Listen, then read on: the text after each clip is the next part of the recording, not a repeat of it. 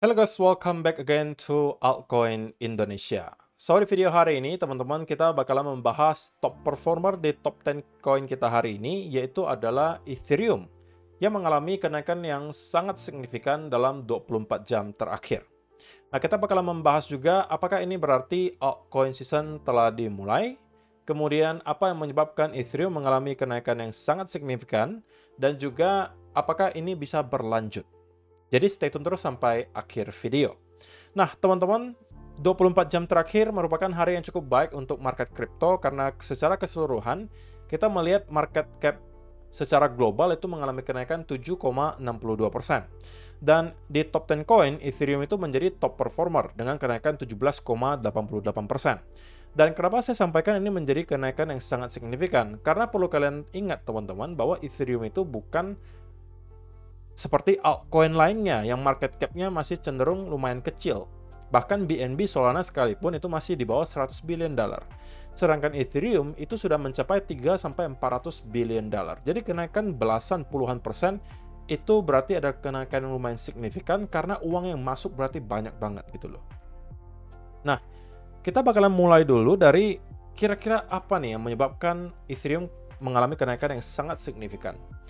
Nah, alasan utamanya teman-teman adalah karena ada satu statement dari SEC yang menyampaikan bahwa mereka pengen para aplikan Ethereum Spot ETF untuk merevisi secepatnya dan dikembalikan ke mereka.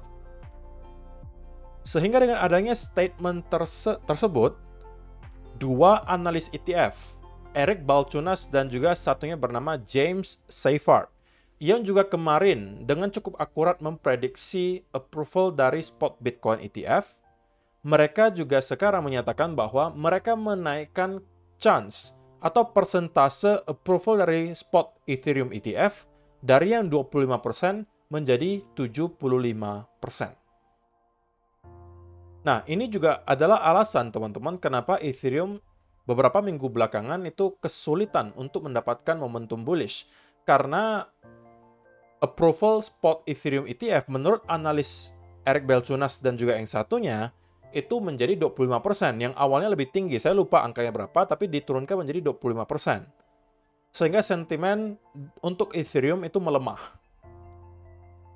Karena katalisnya yaitu adalah spot ETF itu digadang-gadang bakalan dideny atau ditolak. Tapi dengan adanya statement dari SEC, ini kembali dinaikkan persentasenya menjadi 75%. So, teman-teman, kalau misalnya memang benar Ethereum ETF akan segera di-approve, maka menjelang approval tersebut, kita kemungkinan bakalan melihat Ethereum sangat sulit untuk mengalami penurunan yang sangat dalam.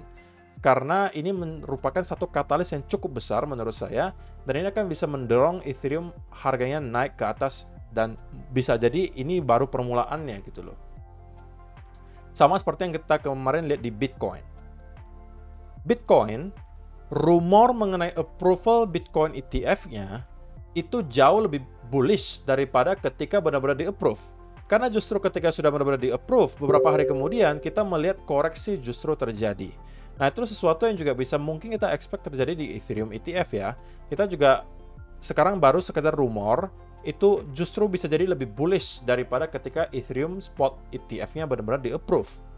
Artinya ketika di-approve, kita bisa melihat sejenak ada pullback, mungkin karena aksi taking profit dari para investor yang sudah memang expect akan ada approval Spot Ethereum ETF, dan barulah kita ketika melakukan pullback, start building base yang baru seperti yang terjadi di Bitcoin dan baru kembali swing ke atas lagi. Dan ini adalah berita baik secara overall untuk altcoin market, teman-teman. Kenapa?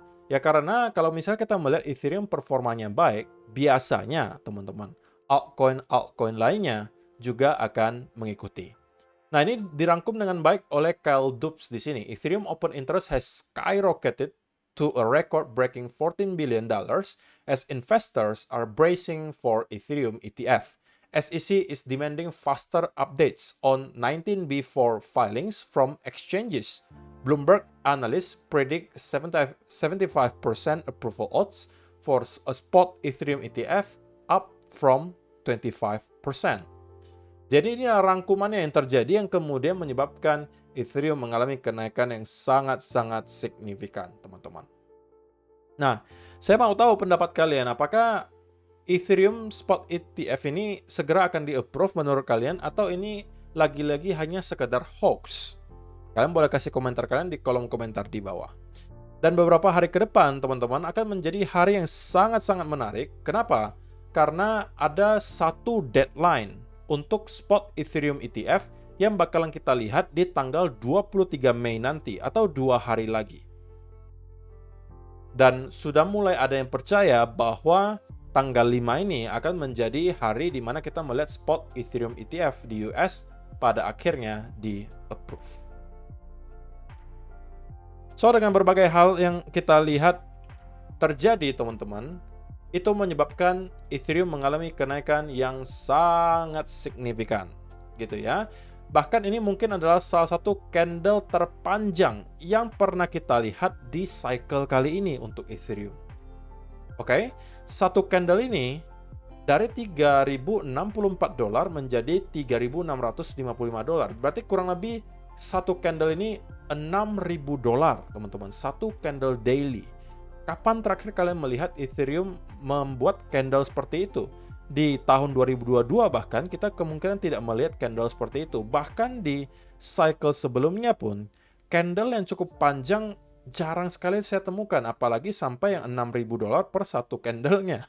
Jadi ini bisa jadi merupakan salah satu candle terpanjang yang pernah kita lihat di Ethereum secara nominal US dollarnya ya, teman-teman. Menunjukkan bahwa ada excitement di sana. Tetapi kalau teman-teman merupakan penonton lama di channel ini dan juga merupakan members di VIP Room, harusnya ini tidak surprising untuk kalian. Kenaikan di Ethereum ini harusnya tidak membuat kalian kaget.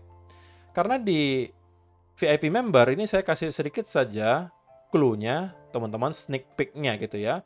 Bahwa di tanggal 1 Mei kemarin di sini, saya sampaikan pada saat itu ketika Bitcoin masih break di bawah kurang lebih $60.000 seingat saya. Saya sampaikan dikarenakan kondisi market yang masih sangat volatile, meskipun saya cukup yakin kita telah dekat atau bahkan sudah di local bottom. Tapi ini bukan saat untuk terlalu agresif dan saya akan berfokus ke play yang lebih defensif terlebih dahulu. Saya sampaikan di tanggal 1 Mei. Kalau teman-teman lihat di chart, tanggal 1 Mei itu adalah persis di mana? Bottomnya ini, teman-teman. Persis di bottomnya, tanggal 1 Mei. Saya sampaikan di sini. Saya sampaikan untuk jangan terlalu agresif terlebih dahulu dan fokuslah ke play yang lebih defensif. Sehingga saya sampaikan Ethereum akan menjadi salah satu yang saya serok. Sehingga yang saya akan serok salah satunya adalah Ethereum. Saya sampaikan di sini di area 2.700 sampai $2.850. Dikarenakan ini adalah area major support. Dan saya cukup yakin dalam beberapa waktu ke depan ketika market kembali ke sentimen positif, naratif Ethereum Spot ETF akan kembali dimainkan dan itu bisa mendukung apresiasi harga Ethereum. So, itulah yang persis terjadi, teman-teman. Dan di beberapa video yang lalu di Altcoin Indonesia, saya juga mention bahwa saya lebih memilih untuk nyerok Ethereum dulu. ICP. Keduanya telah mengalami kenaikan yang lumayan signifikan, terutama mungkin di Ethereum. Tanggal 1 Mei, saya sampaikan 2.700 sampai 2.850. Itu adalah kurang lebih persis di bottomnya. Itu adalah area akumulasi saya. Dan dari sana, kita telah mengalami kenaikan kurang lebih, anggap 30% lah, sebelum koreksi yang kita lihat di sini. So, pertanyaannya mungkin adalah, what's next kok? Sekarang udah boleh masuk belum? Nah, itu pasti akan muncul nih di pertanyaan nih. Nah, kalau untuk Ethereum, teman-teman, kita bisa melihat mungkin mulainya dari weekly gitu ya. Area yang kita sedang sentuh sekarang, itu adalah seperti area 67.000 untuk Bitcoin. Kenapa saya bisa sampaikan seperti itu? Karena kalau misalnya teman-teman lihat di weekly chart, maka memang area ini selalu terbukti menjadi area key levels. Bahkan dari tahun 2021 kemarin, setiap kali kita breakdown di bawah area ini, oke, itu kita selalu jadikan sebagai resistance. Resistance. Resistance. Ketika kita breakout, ini jadi support. Support. Support. Support. Ketika kita breakdown, ini kembali menjadi resistance. ya kan? Ini di weekly loh ya teman-teman, di weekly chart. Kemudian, ketika kalian lihat di sini, kita kesulitan untuk break area tersebut juga, sama, menjadi area resistance. So, yang mau saya sampaikan ke kalian adalah, apabila kalian memang tidak sempat melakukan akumulasi di sini, teman-teman, maka sekarang bukan saat yang tepat, menurut saya pribadi. Kenapa? Karena sekarang kita sedang berhadapan dengan area major resistance. Kita tidak boleh langsung berasumsi bahwa Ethereum akan break dari sini dan langsung melanjutkan kenaikan, walaupun itu bukan tidak mungkin. Nah, yang saya mau lihat terjadi adalah kalau misalnya teman-teman mau nekat masuk ke Ethereum, setidaknya saya mau melihat weekly candle itu close di atas 3.670. Atau baiknya lagi closing di kurang lebih 3.700-an. Karena jika sampai itu yang terjadi, maka area 3.650-an sampai 60-an ini kemungkinan akan kembali kita flip menjadi area support. Nah, ini mungkin time frame yang terlalu panjang untuk kalian. Nah, kita zoom in ke time frame yang lebih kecil, di daily chart. Di daily chart, apa yang kita mau lihat? Kita mau melihat bahwa daily candle beberapa hari ke depan mengalami kenaikan dan break di atas area berapa? 3.740 di sini dan start mendapatkan konsolidasi.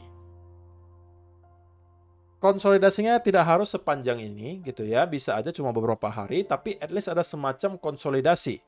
Mungkin di time frame 4 hour atau daily. 4 hour lah lebih tepatnya. 4 hour kalau kita mendapatkan konsolidasi, maka itu mungkin baru bisa teman-teman jadikan sebagai setup berikutnya untuk masuk. Nah, itulah kenapa teman-teman saya sampaikan juga di video terakhir, ketika Ethereum masih kurang lebih di harga ini, saya ingat. Kalau pertanyaannya adalah apakah ini saat yang baik untuk start menyerok? Jawaban pendeknya, iya, saya katakan. Jadi, itulah pentingnya teman-teman mempunyai cadangan cash. Ketika terjadi koreksi seperti ini, kalian bisa menyerok. Dan yang kedua, memang harus ada keberanian untuk mengambil resiko. Karena kalau misalnya kalian menunggu sampai Ethereum sudah melakukan hal seperti ini, baru kalian bertanya, kok ini sekarang boleh beli nggak? Ya, kalau mau dibilang mau beli, masih oke menurut saya pribadi. Kalau misalnya kalian mempunyai time frame yang cukup panjang, saya rasa cepat atau lambat Ethereum juga akan ke all time high yang baru gitu ya. Tapi kalau kalian traders, beda cerita gitu loh. Nah, tapi karena memang saya adalah trader sekaligus investor, maka setidaknya saya bisa kasih kalian gambaran lah mungkin entry yang lebih baik di sebelah mana. Nah, kalau untuk Ethereum sekarang, bagi saya lebih baik kita menunggu dia close dulu di atas 3.700-an, start terkonsolidasi, dan ini baru adalah mungkin entry bagi teman-teman untuk masuk. Tapi baiknya lagi teman-teman, menurut saya pribadi, kalau misalnya kalian memang seorang traders, mending cari setup di berbagai altcoin lainnya, yang sampai sekarang mungkin tidak banyak yang mengalami kenaikan terlalu signifikan. ICP yang kemarin kita mention itu telah mengalami kenaikan yang lumayan juga. Kita catch juga persis berada di bottom kurang lebih area 11,8 dolar. Itu juga yang saya mention di VIP group gitu ya. Kemarin kita juga baru mention injective protocol. Injective protocol di sebelah mana nih? Nah, ini dia. Injective saya mention di kurang lebih 24,9 seingat saya, dan kita juga udah mengalami kenaikan kurang lebih belasan persen. Kita udah mendapatkan banyak sekali setup yang baik, jadi jangan sampai kita terburu-buru lagi. Ini terkhusus untuk para VIP members ya. Nah, untuk Ethereum sendiri teman-teman, please jangan FOMO sekarang, oke? Saya tidak mengatakan kita pasti akan koreksi, tidak. Tetapi kalau kalian buy di sini, kalian berarti buy di area resistance. Dan itu tidak make sense. Lebih baik kita break dari 3.700, kita start terkonsolidasi, itu adalah setup bagi kalian untuk masuk. Atau kalian lebih bersabar lagi, mungkin kalian mau menyerap untuk long term, kalian bisa menunggu approval dari spot Ethereum ETF-nya. Kalau benar-benar terjadi, kemungkinan besar beberapa hari setelah Ethereum ETF itu di-approve, kita bisa melihat ada semacam pullback. Nah, itulah baru saat kalian untuk start kembali melakukan akumulasi. Tapi tentunya, sekali lagi, semua senario selalu datang dengan yang namanya invalidasi. Senario yang bisa menginvalidasi senario bullish dari Ethereum adalah apabila kita kesulitan untuk break di atas 3.600 sampai 700 di sini dan stuck gitu ya, kemudian membentuk misalnya double top atau triple top, start kemudian mendapatkan selling off, diikuti ada semacam bearish continuation pattern, ini bisa menjadi awal dari sell-off berikutnya dan bisa membentuk wave kedua. Tentunya itu bukan yang kita harapkan, dan saya juga pribadi merasa ini adalah senario yang persentasenya lebih kecil daripada pelanjutan kenaikan dari Ethereum. Terlebih lagi ada rumor soal spot Ethereum ETF. Jadi kalau ditanya, apakah 3 bulan dari sekarang Ethereum akan berada di harga yang jauh lebih tinggi dari sini? Saya berani atau saya cukup yakin mengatakan bahwa kemungkinan besar iya. Asalkan spot Ethereum ETF-nya itu di-approve. Kalau kembali di-deny, teman-teman, kita bisa dalam sekejap melihat ada selling pressure yang cukup besar kembali datang karena berarti rumor yang kemarin itu salah. Alias fake news. Seperti yang kemarin kita sempat juga lihat di Bitcoin. Ketika ada fake news menyatakan bahwa Bitcoin ETF telah di-approve, kita melihat ada pump yang sangat signifikan, tapi tiba-tiba diumumkan bahwa itu adalah fake news dan kita tiba-tiba mendapatkan sell off lagi. Nah, itu bisa menjadi salah satu katalis juga yang mendorong Bitcoin tiba-tiba drop lagi. Tapi untuk sementara, so far so good. Keadaan market juga terlihat cukup mendukung bagi Ethereum untuk melanjutkan kenaikan dari sini. Jadi, saya rasa itu aja yang mau saya sampaikan di video hari ini, teman-teman. Semoga dapat bermanfaat untuk kalian semua. Kalau kalian mempunyai request tentang apa yang saya mau bahas di video berikutnya, silakan kalian kasih komentarnya di kolom komentar di bawah. See you in the next video. Bye-bye.